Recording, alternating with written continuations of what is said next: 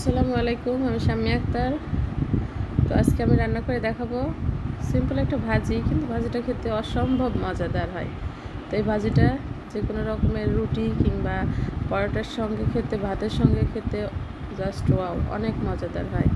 তো চলুন দেখি কীভাবে রান্না করি।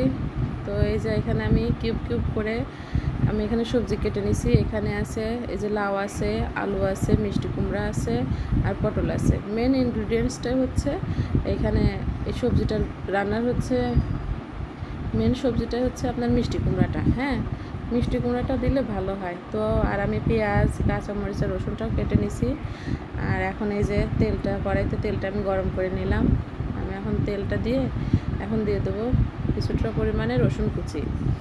তো রসুন কুচিটা দিয়ে দিলাম কাঁচামরিচ ফালি।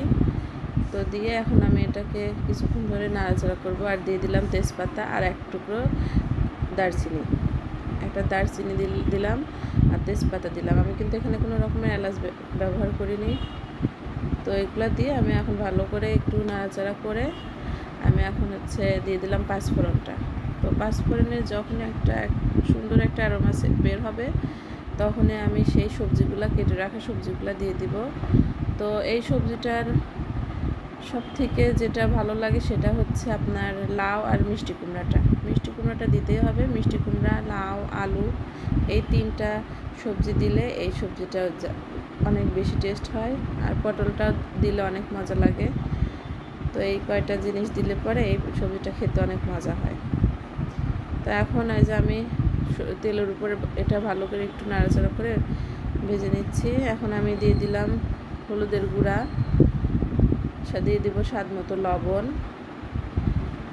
তেমন একটা উপকরণ দিতে হয় না এই রান্নাতে, কিন্তু আমি যেভাবে রান্না করছি সেভাবে কিন্তু রান্না করলে অসম্ভব মজা হয়। রুটি দিয়ে, পরোটা দিয়ে খেতে অনেক মজা লাগে। তো হোটেলে তো এভাবেই রান্না করে। আমার আম্মুকে দেখছি আমি এভাবে রান্না করা, তো এই ভাবলাম যে আপনাদের সঙ্গে শেয়ার করি। আমার আম্মু সবসময় এভাবে রান্না করে। এই যে এখানে দেখুন সবজিটা ঢেকে দিয়েছিলাম। ঢেকে দেওয়ার পরে সবজিটা থেকে এই যে পানি উঠে আসছে। আর এই পানিতে আমি কিছুক্ষণ ধরে ঢেকে ঢেকে সবজিটাকে ভাজতে থাকবো। আর এই পর্যায়ে দিয়ে দিলাম আদা আর জিরা বাটা। 1 চা চামচের মতো আদা আর জিরা আমি বেটে রাখছিলাম, সেখান থেকে 1 চা চামচ আদা জিরা বাটা দিয়ে দিলাম। দিয়ে আমি এখন ভালো করে নাড়াচাড়া করে ঢেকে দিব। তো এই সবজিটা রান্না করার সময় হাই হিটে দেওয়া যাবে না, সবসময় মিডিয়াম হিটে সবজিটা রান্না করতে হবে। তো সবজিটা এই যে আবার ঢেকে দিলাম, নাড়াচাড়া করে ঢেকে দিলাম। কিছুক্ষণ পরে আমি এই যে আবার সবজিটা এই যে ঢাকনা তুলে নাড়াচাড়া করে দিচ্ছি। তো আমি কিন্তু ফার্স্টে কোনো পেঁয়াজ অ্যাড করিনি। আপনারা দেখতে পাচ্ছেন যে আমি কিন্তু পেঁয়াজ দিইনি। আমি এই যে কিছুক্ষণ পরে আমি পেঁয়াজটা দিয়ে দিব। তো এই সবজিটা রান্নার সময় পেঁয়াজটা কুচি করে দেওয়া যাবে না।